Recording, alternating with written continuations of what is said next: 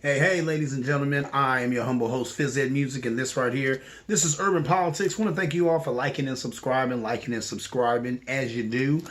Please, as soon as this video is over, take your cell phone over to YouTube, like and subscribe, Phys Ed Music, Urban Politics. But without further ado, I want to jump right into it like a car and drive, because there's all types of tasty and delicious politics to sink our teeth into, ladies and gentlemen. First of all, let's start up with DeSantis versus Disney. He's still on that. There's a lady on the radio, what's her name? I think Kathy Hughes. What's your reality?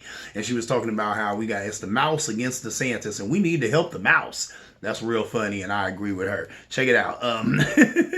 DeSantis versus Disney. Disney scraps an $867 million project to build a new corporate campus in Florida. Why would they do that? The plan would have seen 2,000 employees relocate to Disney, to a Disney-owned complex at Lake Nona near Orlando. DeSantis' office called the announcement unsurprising. That's all they had to say about it. Oh, that's unsurprising, really. This could have created 2,000 more jobs for Florida, with $120,000 a year being the average salary. So a whole bunch of rich folks, 20,000 rich folks, was on their way to living in Florida, and that ain't happening no more. So put that together in your mind, ladies and gentlemen. $20,000 this complex was poised to bring, 20,000 people. And then those people bring families with them, right? And they also bring this salary of the average being $125,000 a year. All that was coming to Florida. Now it's not coming anymore.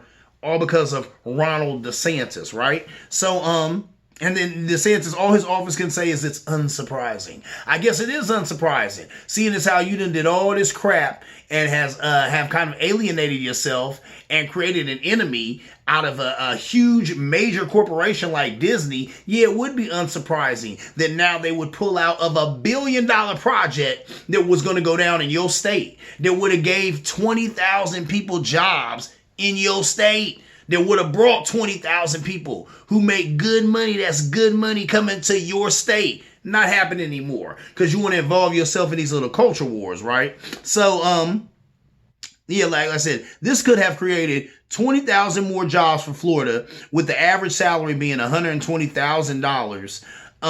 Yeah, that's a lot. Last month, Disney sued the governor for what they called a targeted campaign of government retaliation, and made it clear that $17 billion in investments was on the line. Now, I talked about this before. I got to talk about it again, because listen to those numbers right there. $17 billion of investments now on, they said back then, it's on the line. This guy DeSantis wants to play these games with us. We'll show him how we get down. Okay, Disney made the money. Everybody knows that. They went around and bought everything. They bought Star Wars. They bought everything.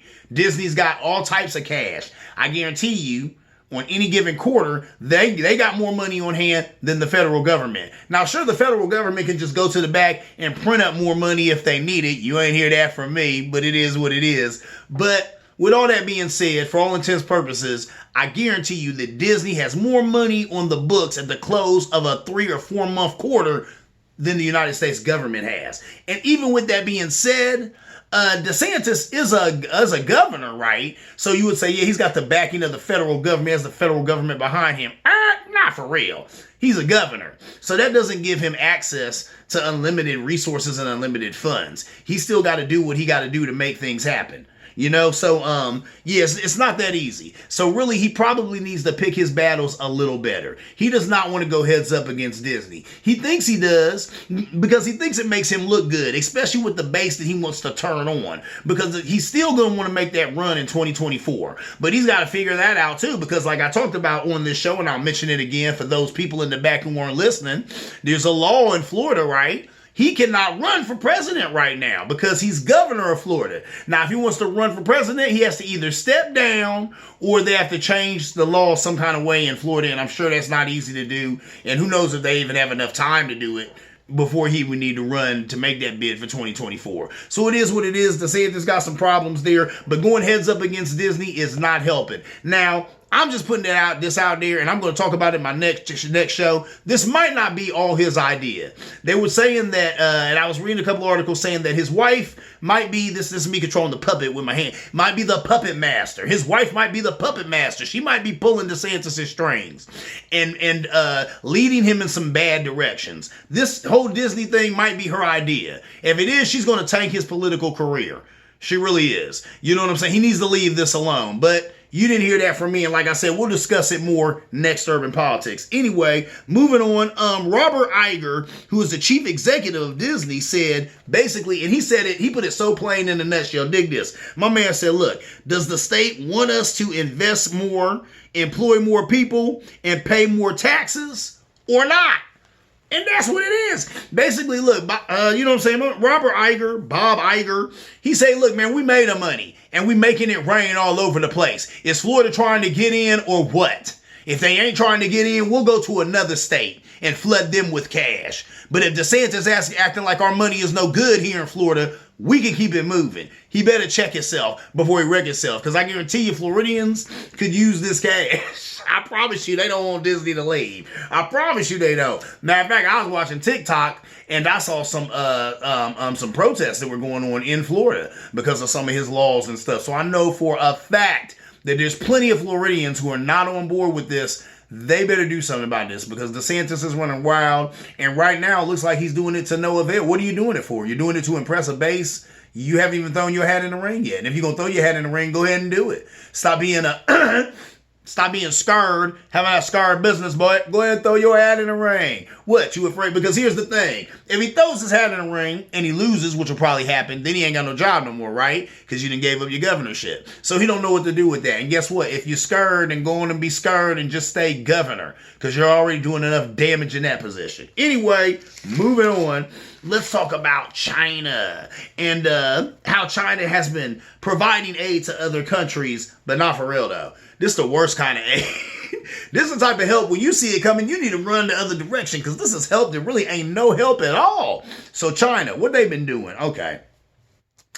Dozens of poor countries are facing economic instability, in part because of hundreds of billions of dollars in outstanding loans to China. Yeah, Pakistan, Kenya, Zambia, Laos, and Mongolia.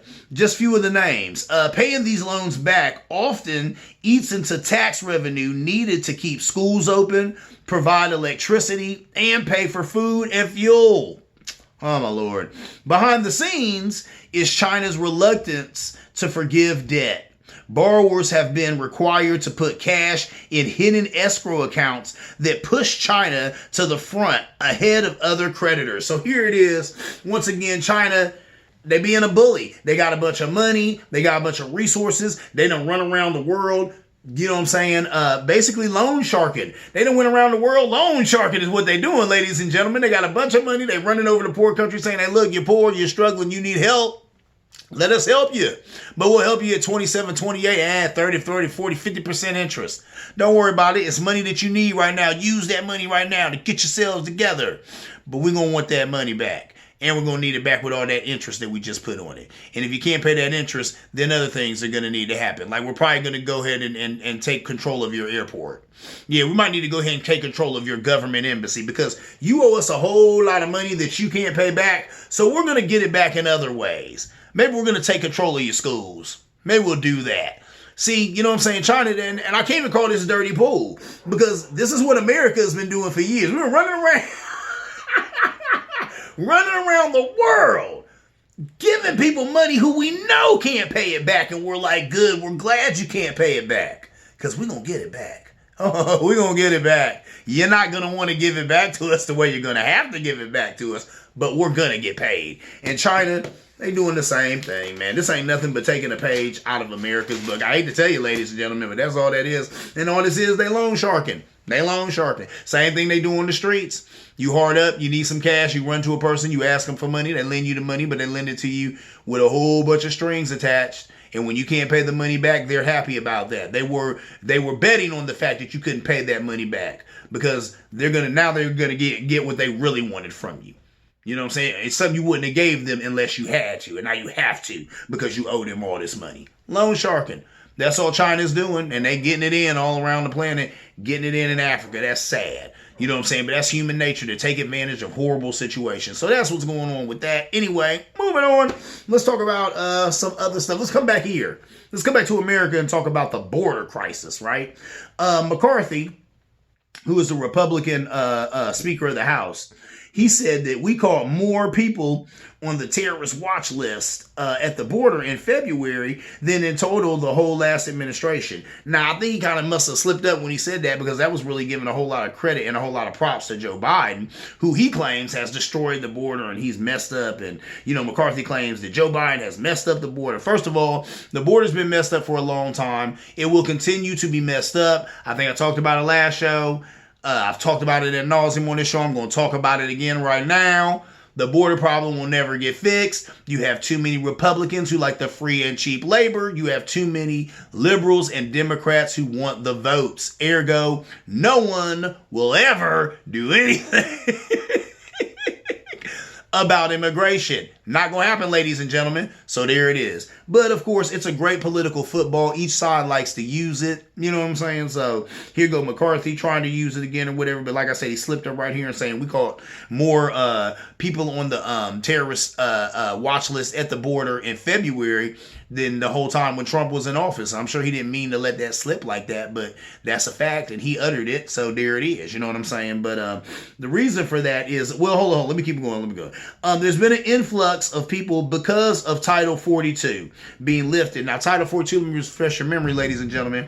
With Title 42, what that was a real fresh way, a real slick way that the Trump administration had of kicking people right out of the country. Because legally, if someone comes here, even if they come here under illegal means, if they come here and they say they're under duress and they're freeing, or you know what I'm saying, they're trying to seek political asylum or whatever, saying that they're fearing harm or death if they go back to their country, then legally they're supposed to be able to do that, to seek their citizenship here, and they're still supposed to be able to do that, even though they illegally entered the country.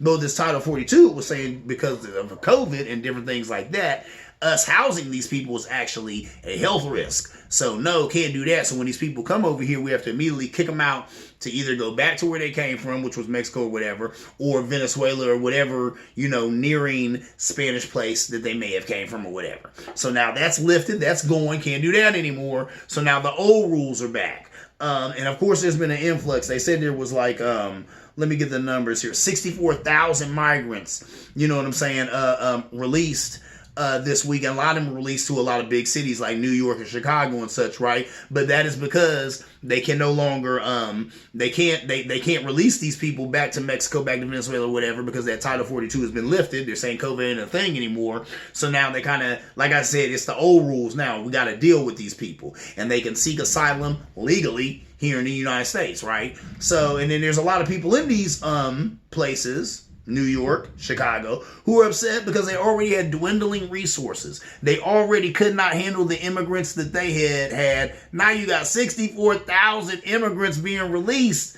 And I'm sure not all 64,000 are going to New York and Chicago, but they're going other places too. But a lot of them are going to these big cities that are already burdened by other immigrants that they can't afford or whatever. So this is a problem. It's a real life problem. But like I said, it's a problem that, Joe Biden, he claims that he's done all he can do executively or whatever. And he always wants to, throw the ball back at Congress, and then Congress wants to throw it back at him. And it's all this garbage on either side. But I already said the reason why nobody's going to ever do nothing. So it is what it is, ladies and gentlemen. I sit back and watch. We'll see what happens with this thing. But like I said, it just continues to be a political football, and nobody really cares about the immigration problem. You know what I'm saying? And is it a problem? Is it a crisis? Really depends on depends on what you want to research. That's the problem with the internet these days, ladies and gentlemen. Any narrative that you're looking to fill in the blanks on, you can find things on the internet to fill in the blank. If you go on the internet and say to yourself, immigration isn't a problem, that's just something that the right is pumping up to instill fear into people, then you'll find stuff to support that narrative. If you go in here and say, oh, immigration is a problem, and all these people in these border cities and stuff talking about, they know what they're talking about, and all these gangs and stuff come across, that's a problem, you'll find stuff on the internet to support that narrative too. Welcome to 2023. Nothing's real. Anyway, moving on. Yeah, last thing I want to talk about is something that actually is near and dear to my heart. People always talk about how, Ed, you're such a positive person, right? They talk about how I'm a very positive person. I am a very positive person, but positivity takes hard work. This ain't nothing that you wake up in the morning with. I mean, you do, but then you have to work on it every day, all day. You have to keep yourself positive. You have to give yourself pep talks. See what I'm saying? You have to keep yourself going, you know? And I am, like I said, I'm an inherently positive person. I am. My woman's positive. My son is positive. You know what I'm saying? We're just positive people, but it does take work to be positive. It takes work to be happy. You know? Now, there's a song, I can't remember the name of the song, but he said, that's what he said in the song, you know, talking about if you're happy, ask yourself if you're happy, and you'll cease to be happy the moment you ask yourself that question. But I don't agree with that. I take inventory all the time. Ed, are you happy? Ed, do you like your job? Do you like your life? You know what I'm saying?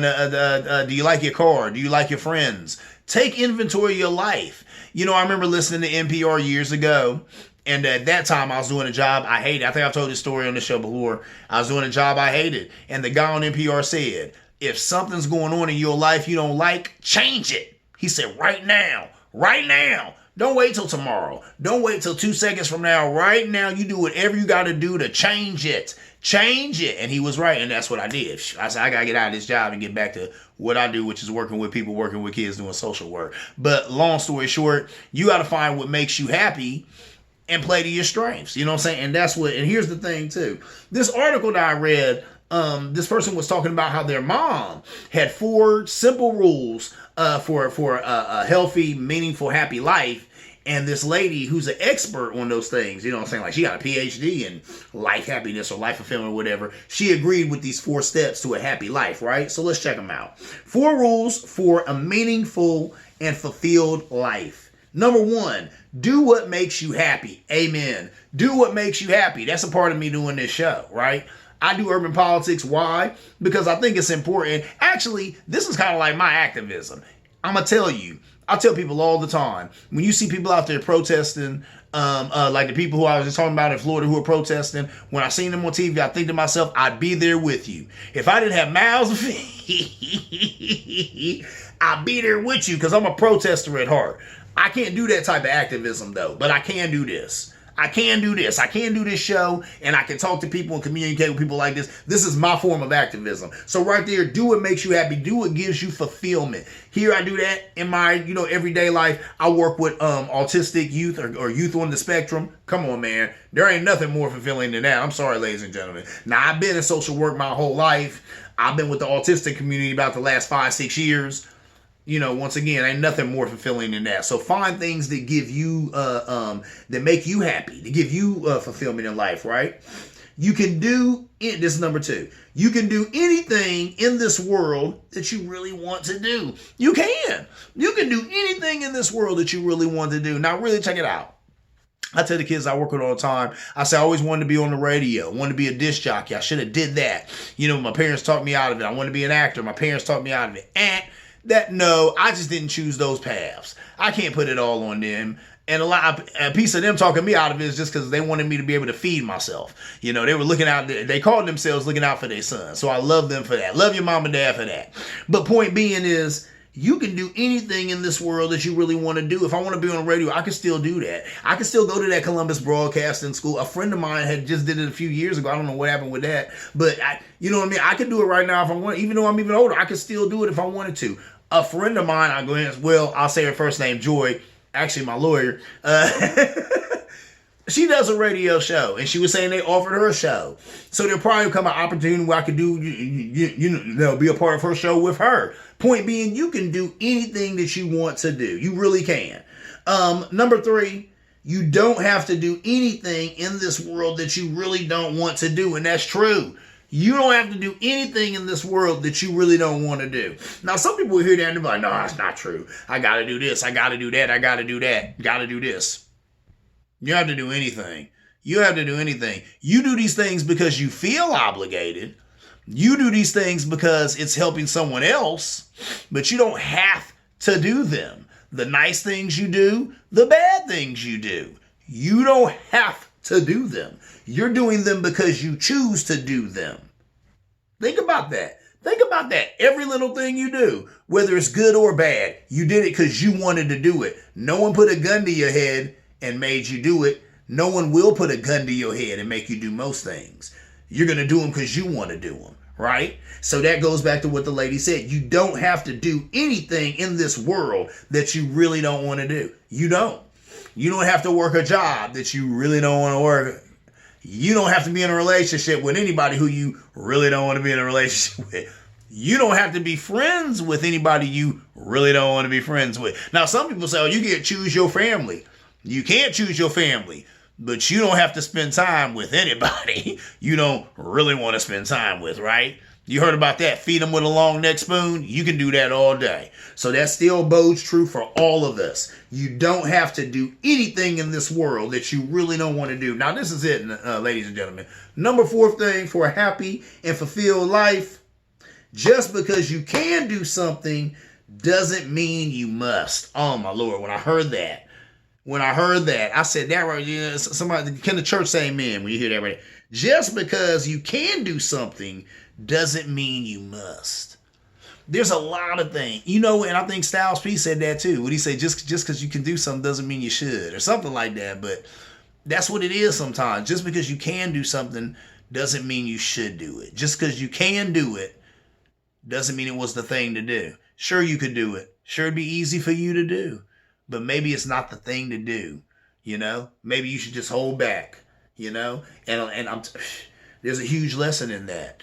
And then the whole thing, she was really just talking about prioritizing positivity. That's another thing to talk about. Prioritizing positivity. And that's what I talked about in the beginning of this whole little diatribe here is prioritizing positivity, setting up positivity in your life. There are things that bring you happiness. There are things that bring you joy. Make sure to surround and fill your life with them. Me, I've talked about it on the show.